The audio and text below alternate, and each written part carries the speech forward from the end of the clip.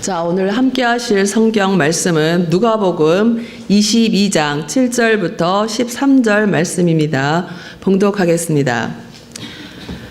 유월절 양을 잡을 무교절 날이 이른지라 예수께서 베드로와 요한을 보내시며 이르시되 가서 우리를 위하여 유월절을 준비하여 우리로 먹게 하라.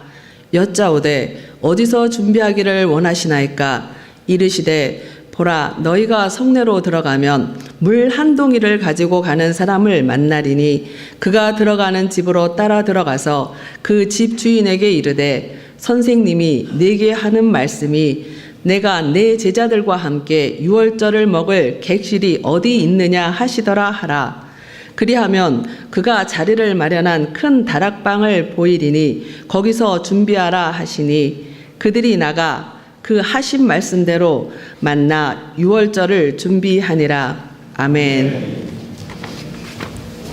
감사합니다.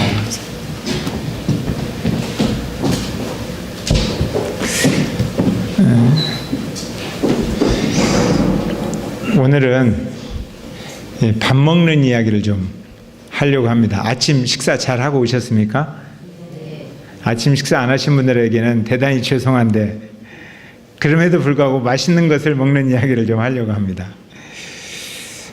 KBS에서 방송하는 한국인의 밥상 그 프로그램을 보면 최불암 씨가 리포터 하는데 얼마나 구수한지, 목소리가 너무 구수해서 밥을 안 먹어도 이미 참 구수하다 그런 생각이 듭니다. 근데 그분이 소개하는 밥상을 보면 참 우리 조상들이 밥을 할 때 그냥 배부르기 위해서 먹은 게 아니라 건강을 위해서, 사람을 살리기 위해서 밥을 먹었구나 그런 생각이 들어요. 그래서 전부 다 약밥상 같다는 생각이 듭니다. 사람을 살리는 밥상이다.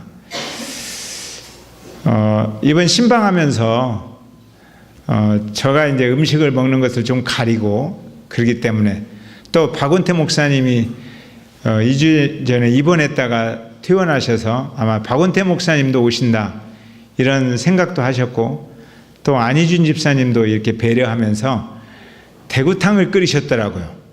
근데 제가 대구탕을 보면서 그런 생각을 했어요. 이 밥상이 참 살리기 위한 밥상이구나.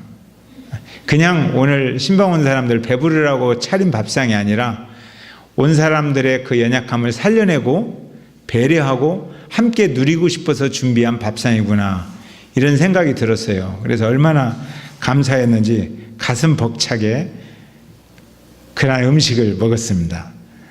근데 이처럼 성경에도 살리는 밥상, 살리기 위해서 또 누리기 위해서 차리는 밥상이 여러 군데 나옵니다. 엊그저께 2주 전에 목사님들하고 독서 모임을 좀 가졌는데 거기에서 먹는 이야기가 나와가지고 생선구이 백반, 생선구이 백반을 누가 먼저 처음 시작했을까 그런 이야기를 하게 됐어요. 근데 그때 나온 이야기들이 생선구이 백반을 세계 최초로 시작하신 분은 예수님이시다. 갈릴리 바닷가에서 제자들 오라고 해놓고 숯불 피워놓고 생선을 구워주잖아요. 생선을 구워서 다 요리하시고, 그러니까 예수님이 요리사구나. 예수님이 요리했다는 이야기가 거기에서 등장합니다. 그래서 제자들에게 생선을 다 구워서 맛있게 노릇노릇 구워서 떼어서 나눠주고 빵도 준비했다가 나눠주고 이렇게 하시는 모습을 봅니다. 그런데 예수님이 최초로 시작하셨는지는 확인되지 않은 이야기입니다. 팩트는 아니에요. 그때 이야기를 나누는데 유재영 목사님이 거기 계셨는데 유재영 목사님이 살을 덧붙이더라고요. 그러면 숯불을 피우실 때 예수님이 얼마나 힘들었을까요? 그러면서 부싯돌 부딪히고 지금이야 가스로 탁 하지만 부싯돌 부딪히고 그 연기 나는데 호 불어가지고 눈에 연기 들어가면서 땀나고 눈물 나고 엄청 힘드셨을 것 같습니다. 예수님이 우리를 섬길 때 그렇게 섬긴 것 같습니다. 그렇게 이야기를 하더라고요. 그래서 제가 옆에서 거들었어요. 정글의 법칙을 너무나 많이 봤구만.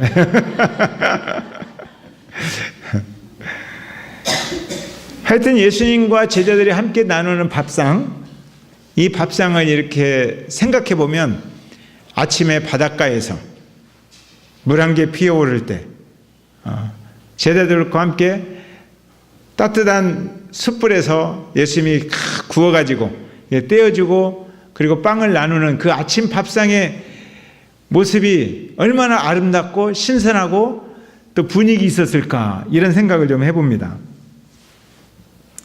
함께 기쁨으로 밥을 먹는 일은 굉장히 유쾌하고 좋은 일입니다. 때때로 정말 특별한 이야기를 나누지 못했어도 마음이 힘든 사람이 사랑하는 분 또는 영적인 다른 분과 함께 식사를 나누면서 그냥 밥 먹는 그 자체로 위로가 되기도 합니다. 같이 밥 먹고 나서 격려를 받기도 합니다.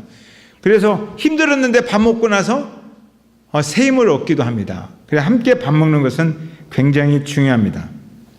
네, 제가 여러분하고 같이 밥을 자주 먹고 싶은데 집에서 먹으면 뱃속이 좀 편한데 요즘은 밖에서 먹으면 저녁에 와서 굉장히 막 힘들어해요. 속에서 부룩부룩 소리 나고 가스도 많이 나오고, 심지어 저희 집사람이 하루는 벽에 들고 가면서 미안해 오늘만 각방 쓸게 그러면서 옆방으로 가기도 하고, 그래서 여러분과 함께 식사를 자주 못해서 너무너무 죄송한데 그래도 제가 기도합니다. 건강한 음식, 살리는 음식, 함께 누리는 음식을 여러분들하고 좀 더 자주 먹고 싶고 그러한 식탁을 만들었으면 좋겠다는 생각을 합니다. 여러분들 서로 인사 좀 나눕시다. 우리 살리는 밥상 자주 밥 먹읍시다. 서로 먹고 삽시다.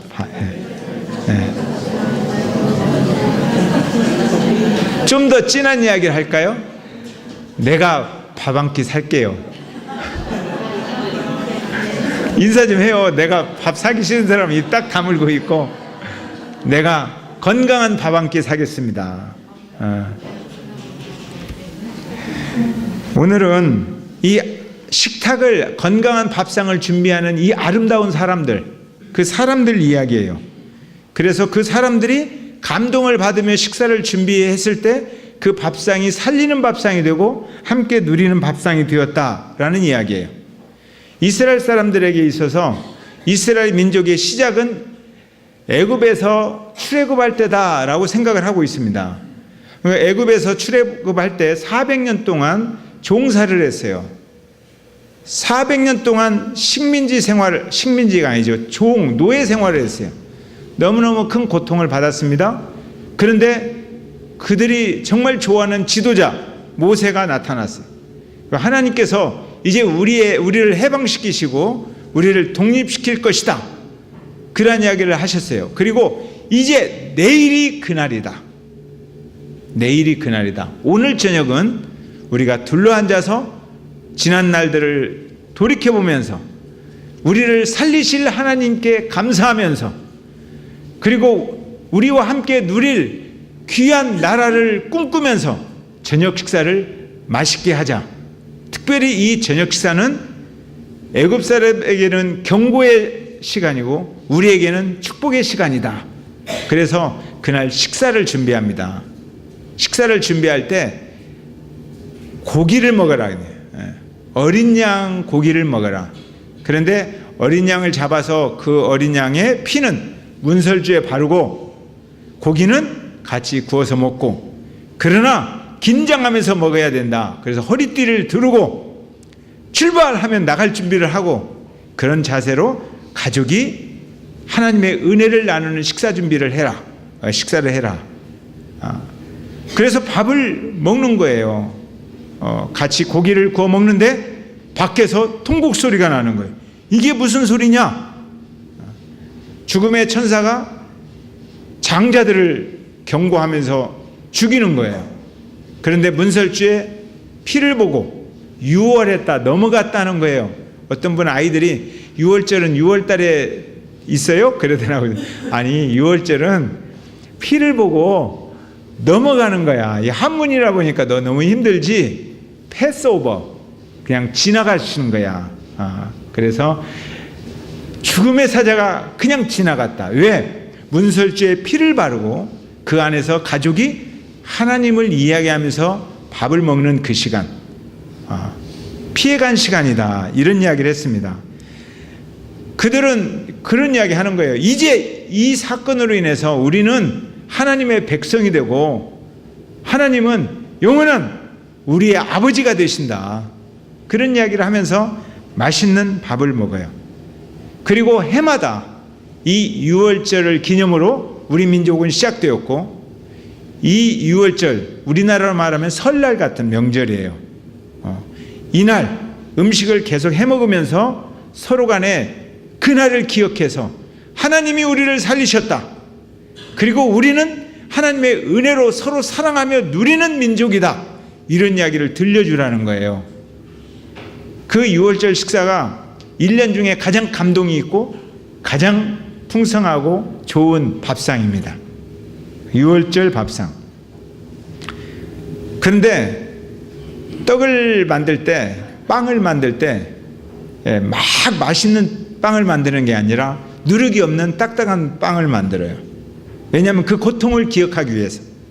그래서 그것을 먹고 일주일간을 쉬면서 어린 양을 잡아서 음식을 먹으면서 그 피를 보고 하나님이 우리를 이렇게 구원하셨다고 교육을 합니다.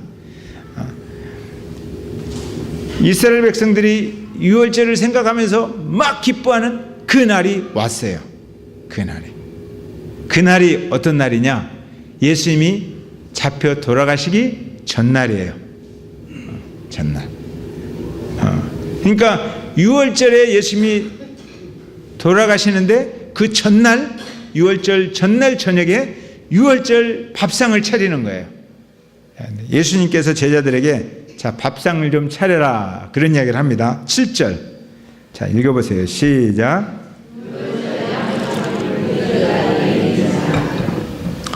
유월절 양을 잡을 무교절 날이 이른지라.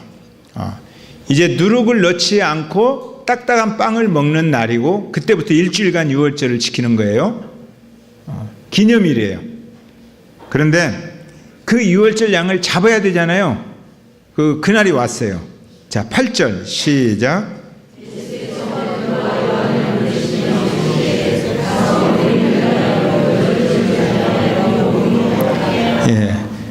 유월절 밥상을 차리는데 누군가 양을 잡아야 되고 요리를 해야 되잖아요. 누가 있으면 좋겠어요? 보니까 베드로와 요한이 요리사였어요. 예수님께서 베드로와 요한에게 너희 둘이 가서 양을 좀 잡아서 고기를 먹기 좋게 만들어서 빵도 구워서 이렇게 만들어라. 요즘 그 예능 프로 보면 훌륭한 요리사들이 다 남자들이더라고요. 그러다 보니까 그걸 많이 보면서 오늘날 청소년 중에 남학생들이 요리사 꿈을 많이 꾼대요. 나는 요리사가 되어야겠다. 우리 집안에 남자들 식사 좀 준비 잘 합시다. 남자들이 차려주는 밥만 먹지 말고 요리도 같이 거두는 게 좋아요. 근데 오늘 이 베드로와 요한이 요리하러 갔습니다. 그런데 밥상을 준비하면서 베드로와 요한의 자세와 예수님의 자세는 달라요. 예수님은 오늘 저녁 밥 먹는 밥상의 의미가 굉장히 깊습니다. 왜냐하면 제자들과 3년 동안 함께 살아왔는데 마지막 밥상이에요. 그리고 내일 새벽 그 저녁에 밥 먹고 나서 저녁에 잡혀갈 거예요. 그리고 말할 수 없는 고통을 받을 겁니다. 이 밥을 먹고 저녁 내 채찍에 맞을 자신을 생각해 보는 거예요. 그리고 날이 밝으면 골고다 언덕까지 끌려갈 거예요. 그리고 거기에서 십자가에 못 박혀 죽을 것입니다. 제자들에게 그 이야기 해주고 싶어요. 그래서 밥상을 준비하라. 그런데 제자들은 밥상을 같이 밥 먹자 하는데 그 내용을 잘 몰라요. 그냥 유월절 기념 밥상을 준비하겠다. 그리고 밥상을 준비하러 갑니다. 예수님은 그날 저녁에 그 제자들이 어둠의 권세에 갇혀 있는데 너희들을 어둠의 권세에서 해방시키기 위해서 한 어린 양이 양식이 되고 피가 되고, 그래서 살림이 되고 앞으로 너희들이 누릴 공동체의 기초가 되고 이러한 일을 오늘 저녁에 내가 설명해 줄 것이다. 그런 밥상을 우리들이 차리자. 그렇게 말한 거예요. 지금까지는 이스라엘의 출애굽을 기념하는 밥상이었어요. 유월절 밥상은. 근데 그날 저녁에 예수님께서 이제 유월절 밥상, 유월절을 기념하는 밥상은 끝내고 이제부터는 너희들을 살리고 너희들을 해방시킨 모든 민족이 구원을 얻게 될 그러한 밥상, 주님의 밥상을 차릴 것이다 이거예요. 아직 제자들은 눈치 못 챘습니다. 그날 저녁 이제 주님께서 유월절 만찬을 주님의 밥상으로 이름을 바꾸면서 그들에게 주님의 살과 주님의 피를 설명하는 그러한 시간이 될 것입니다.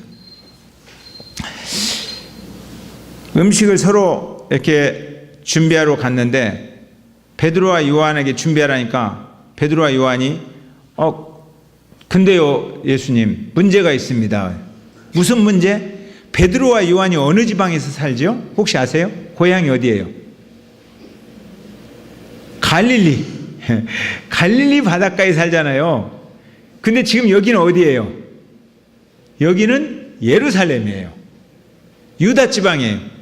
그러니까 요한의 집이 있어요, 없어요? 제자들의 집이 있어요, 없어요? 없어요.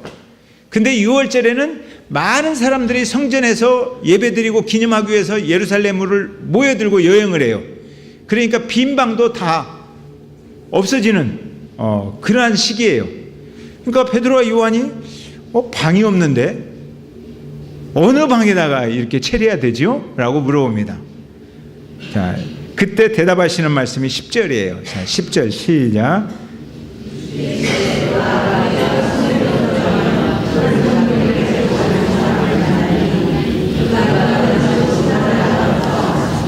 굉장히 참 저는 이 내용 보면서 감동이 되면서도 당황스러운 질문 말씀이에요. 너희들이 저 성내로 들어가라. 예루살렘 성내로 들어가요. 그러니까 지금 동산에서 이야기하시든지 그러겠죠. 성내로 너희 둘이 들어가다 보면 물동이 들고 가는 여자를 만날 거야. 그러면 그 여자가 가는 집까지 따라 들어가. 그게 쉬운 일이겠어요? 쉬운 일이 아닙니다. 그런데 11절에 또 더 나아가서 더 어려운 일을 이야기하는 거예요. 11절 시작.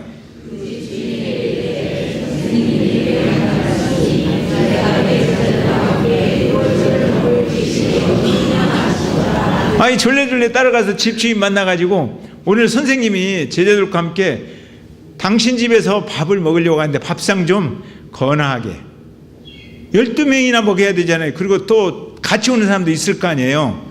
그러니까 여러 사람들이 먹을 수 있도록 당신 집에서 밥상을 좀 차리라고 말씀하시는데요. 그렇게 말하라는 거예요. 제가 한번 이야기해 볼까요? 오영숙 집사님, 오늘 저녁 우리 교사들 밥을 같이 먹고 싶은데 어때요? 오영숙 집사님 댁 가서 같이 먹으면 어떨까요? 정말이에요? 약속? 아니까 이제 쉽잖아요. 그래도 사실은 전체 앞에서 대답하셨지만 굉장히 당황스러운 이야기죠. 또 하나, 이현주 집사님, 오늘 저녁에 우리 목자 모임을 한번 해야 되는데 갑자기 목자들 좀 우리 집사님 댁에서 밥 먹으면 어떨까요? 괜찮아요? 정말 너무너무 감사한 일이에요. 근데 지금 베드로와 요한은 아는 사람 찾아가는 게 아니라 성내에 가서 물동이 지고 가는 사람한테 그런 이야기를 하라는 거예요. 그 집주인 가서. 이거 얼마나 떨렸겠어요. 그래서 따라가서 이야기를 했어요. 그런데 예수님께서 그 다음 말이 또 가관이에요. 자, 12절 시작.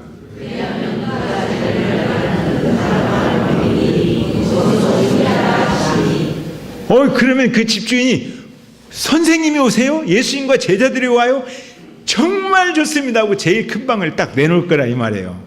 그리고 양도 내놓고 밥상 준비할 것이라는 거예요. 그러니까 너가 밥상을 준비해 주세요. 같이 당신 집에서 밥 먹겠습니다 하면 그 주인이 너무 감동을 받아서 좋아할 거라는 거예요. 김태희 형제가 그렇게 좋아할지 모르겠어요. 나 오늘 저녁 시간에 밥 좀 사줄래요? 막 가슴이 뛰어요. 그 이야기 듣고 목사님이 나랑 밥 먹자고 한다. 그렇게 가슴이 뛸 거라는 거예요. 그리고 너는 가서 그 사람을 보면서 너도 감동을 받을 거라는 거예요. 그 일을 해라. 사실 이렇게 주님 앞에 헌신하는 사람들 있잖아요. 그 사람들의 마음이 딱 맞으면 감동이 됩니다. 섬김과 섬김이 만나는 거예요. 그러니까 예수님은 아직 안 오셨는데도 베드로와 요한은 주인만 보고도 감동이 되고, 주인은 베드로와 요한만 보고도 감동이 되는 거예요. 오늘 우리들이 같이 저녁에 밥 먹자. 그래가지고 너무너무 신나고 행복한 거예요. 눈에서 빛이 나고. 2주 전에 제가 그렇게 감동이 되는 밥상 이야기를 들었어요. 너무 충격이 되고 너무 감동이 되었어요. 그래서 저녁에 집에 와서 아내에게 내가 오늘 이런 이야기를 들었다고. 근데 그 이야기의 내용이 이렇습니다. 한 목사님이, 젊으신 목사님인데 미국으로 공부하러 갔어요. 유학을 가는데 돈이 부족해요. 그래서 사모님과 아이를 다 데리고 갈 수가 없어요. 누가 대주는 것도 아니고 자기 혼자 공부하러 가면서 아내와 함께 내가 공부하고 오겠다고, 몇 년만 좀 힘들지만 아이들과 함께 좀 지켜달라고. 그러니까 사모님은 이 땅에 있으면서, 한국에 있으면서 이제 일도 하시고 먹고 살아야 되니까 아이들 그렇게 하셨어요. 근데 몇 년이 지나면서 사모님이 많이 지치고 힘들었어요. 외로워졌어요. 근데 젊잖아요. 사모님 주변에 멋있는 남자들도 많이 있을 거 아니에요. 사모님 힘드니까 자기 이야기를 같이 이렇게 나누면서 누군가 접근해 왔는데 둘이 외로운 마음을 나누다가 넘지 말아야 할 선을 넘어가 버렸어요. 그래 놓고 그 사모님이 목사님에게 연락한 거예요. 나는 이제 다른 사람하고 이제 좋아졌다는 거예요. 그러니까 목사님하고 이제 끝낼 테니까 그렇게 하시라고. 온 다음에 우리 아이들은 온 다음에 이야기를 하자고. 목사님이 공부할 마음이 생기겠어요? 너무 충격을 받아서 목사님 한국으로 비행기 타고 바로 왔어요. 와가지고 좀 만나자. 근데 안 만나주는 거예요. 다른 사람을 통해서 만나자. 그래서 마지막 식사라도 함께 하고 이야기를 하고 헤어져야지, 헤어지더라도. 그래서 마지막 식사 자리를 준비한 거예요. 근데 사모님이 그냥 끌려오듯이 왔어요. 얼굴도 쳐다보지도 않고 고개만 숙이고 울기만 하는 거예요. 밥을 먹을 수가 있겠어요? 시간이 흐른 다음에 목사님이 물어보는 거예요. 사모님한테 아무 이야기도 안 하고. 그 남자가 누구냐, 어떻게 됐냐, 뭐 이런 이야기 안 하고, 여보, 당신 아직도 나를 사랑하냐고 물어본 거예요. 그러니까 사모님이 울면서 고개를 끄덕이는 거예요. 사랑하니까 미안하고 사랑하니까 죄송하고 눈물 나죠. 그래서 고개를 탁 끄덕이니까 목사님께서 손을 내밀어서 사모님 손을 꽉 잡았어요. 나도 여전히 당신을 사랑해. 그러니까 잠시 잘못된 마음들 너무 죄책감 갖지 말고 다 내려놓고 우리 앞만 보고 아이들과 함께 가정을 세우면서 주님의 부르심 앞에 순종하자 그랬어요. 그리고 지금 목회 잘하고 있대요, 두 분이. 근데 그 이야기를 듣고 와, 요한복음 21장을 묵상하는 것 같더라고요. 집에 와서 이야기를 했어요. 이런 분이 있다고. 지금 목사님, 사모님 중에 이런 분이 있다고. 목사님도 죽음 직전에 갔는데 그분이 살아났다고. 사모님도 죽음 직전에 갔는데 살아났다고. 그 두 분이 그날의 그 밥상을 잊어버릴 수가 있겠냐고. 그 밥상은 살리는 밥상이었고 두 분이 행복하게 가정을 열어가는 누림의 밥상이었다고. 어때요? 여러분들 그렇게 하실 수 있겠어요? 제가 엄청난 감동을 받았어요. 그리고 그렇게 살아야 되는 거구나. 주님이 그렇게 하셨구나. 주님이 제자들에게 그렇게 하신 거예요. 그런 밥상을 준비하신 거예요. 죽음 직전에 있는 생명 하나가 살아날 때 벅찬 감동이 있습니다.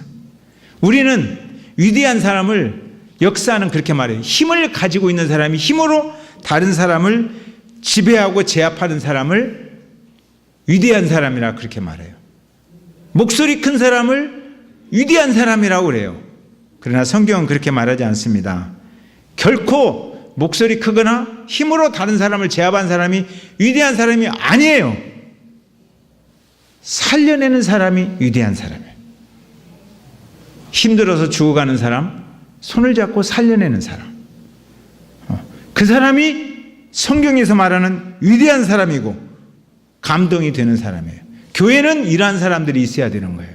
살려내는 사람, 힘으로 제압하거나 목소리 큰 사람보다는 살려내는 사람, 힘들어서 괴로워서 아파서 잘 못해서 고통당해서 약해서 눈물 흘리는 사람을 살려내야 되잖아요. 이런 교회가 아름다운 교회다. 우리 대공원교회가 그런 교회가 되었으면 좋겠다. 이런 생각을 합니다.